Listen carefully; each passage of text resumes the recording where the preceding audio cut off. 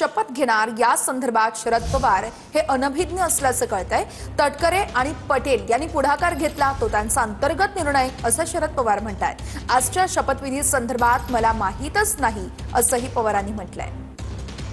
अचानक पद्धतीने सुनेत्रा पवारांचं नाव पुढे येतं। खरं तर हा अपघात अचानक झाला आणि अचानक पद्धतीने सुनेत्रा पवारांचं नाव उपमुख्यमंत्री पदासाठी पुढे येतं। नेमकी काय कारण तुम्हाला अशी वाटतात की ही कारण या संदर्भात असू शकतात? आणि पक्षाची जबाबदारी करणार ते गेले कुणीतरी यायला पाहिजे आणि त्याच्यातून पक्षाने निर्णय घेतलेले सर्व मंत्रिमंडळाचा आज शपथविधी होतोय। काही शपथविधी केला जातोय। आपलं काय मार्गदर्शन आहे? पक्षाने जे काही ठरवलं त्याची उपस्थिती आपल्याला दिसते। साहेब आज शपथविधी होत आहे। शपथविधीला पवार कुटुंबियांपैकी कोण कोण असणार आहे? साहेब आपण उपस्थित राहणार अशी बातम्या येत आहे। आपण जाणार नाही व्हायचीच नाही आणि आहे का हे व्हायची। आज खऱ्या अर्थाने राष्ट्रवादीची विधिमंडळाची बैठक होत आहे। 2 वाजता गटनेतेपद देखील सुनेत्रा पवार यांना मिळणार आहे। 5 वाजता उपमुख्यमंत्र्याची पदाची शपथ देखील घेणार आहे असं राष्ट्राचा हा त्यांचा अंतर्गत पक्षाचा निर्णय दिसतोय तो त्यांचा अधिकार आहे। आणि आता बातमी आहे शरद पवार यांच्या एका मोठ्या गौप्यस्फोटाची। विलिनीकरणाची 12 तारखेला घोषणा होणार होती असा एक मोठा गौप्यस्फोट शरद पवार यांनी केलाय।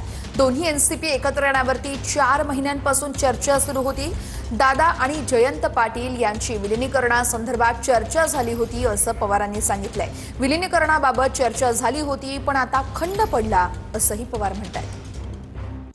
आणि दादांची चर्चा सुरू होती परंतु आता जी राज्यातील घटना परिस्थिती घडत आहे यावरती कोणीही भाष्य करायचं नाही। परंतु शशिकांत शिंदे वेळोवेळी सांगतात की आम्ही एकत्र येऊन हा निर्णय घेतला होता परंतु आता जे निर्णय होतात काय कसं पाहता येईल निर्णय?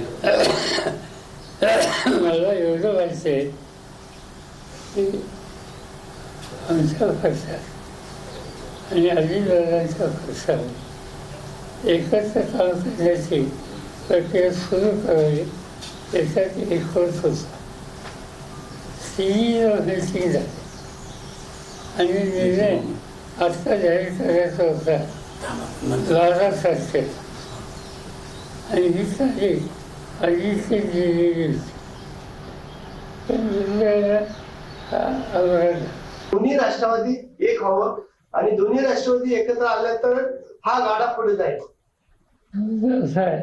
दोन्ही राष्ट्रवादी एकत्र याच्यावर गेले 4 महिने पक्षाची चर्चा चालू होती आणि ती चर्चा त्याचं नेतृत्व अजित पवार जयंत पाटील यांच्याकडे होतं।